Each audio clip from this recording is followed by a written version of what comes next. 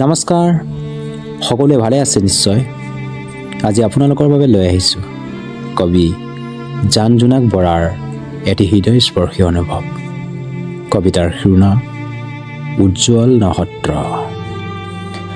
তেজদীপ্ত জ্যোতিৰে জ্যোতিষ্মান এটি উজ্জ্বল নক্ষত্ৰ হঠাৎ খহি পৰিল। কঁপি উঠিল মেদিনী।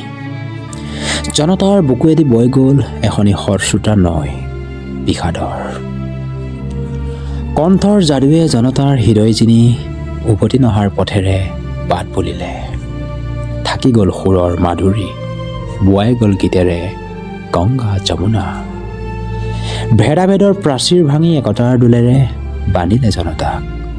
শেষ গৃহ সোণাপুৰ পৰি আছে গভীৰ নিদ্ৰাত। সাৰ পাই উঠিব যে নিশ্চয়তা নাই।